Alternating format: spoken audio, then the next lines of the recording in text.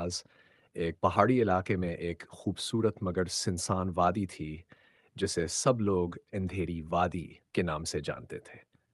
दिन के वक्त तो ये वादी हरियाली, परिंदों की चहचहा और बहते पानियों से भरपूर लगती, मगर जैसे है सूरज गुरूब होता, यहाँ एक खौफनाक खामोशी छा जाती।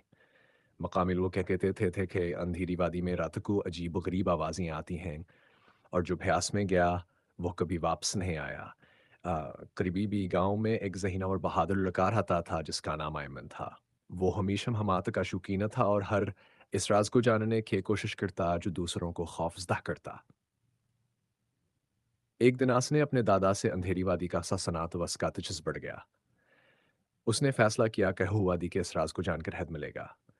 अगली सुबह अयमन ने कुछ खाने-पीने की चीज़ें, एक टार्च, ईकरसी और अपने दादा के दी हुई पुरानी जादुई इतलार अपने थैले में रखिया और रवाना हो गया। गांव के लोगों ने उसे रोकने की कोशिश की मगर वो पर अज़म था। जब वह वादी के करीब पहुंचा तो दिन का वक्त था, सब कुछ मामूल के मुताबिक लग रहा था।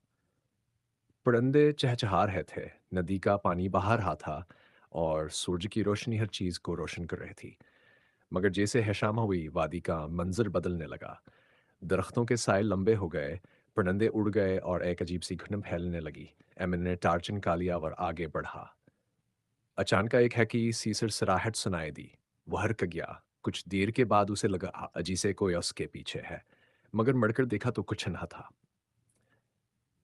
दिल में खौफ जरूर था, मगर हमसे काम लेते हुए वो आगे बढ़ता रहा। थोड़ी देर बाद उसने एक पर अनीसे सरनिंग दिखी जो वादी के अंदर जा रही थी। उसने फैसला किया कि वो अंदर जाकर कर दिखेगा का असल राज किया है। जैसे हवा सरनंग में दाखिल हुआ, अचानक टार्च की रोशनी झिलमिला गई और सर्द हवा का झोंका आया।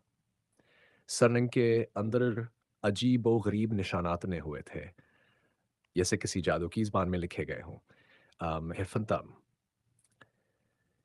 कई कदम आगे बढ़ने के बाद ऐमन को एक हलनमा पहाड़ दिखाई दी, जिसके दरमियान में एक बड़ी सी पथरीली मेज़ थी और उस पर एक नीली रोशनी में चमकती हुई किताब रखी थी।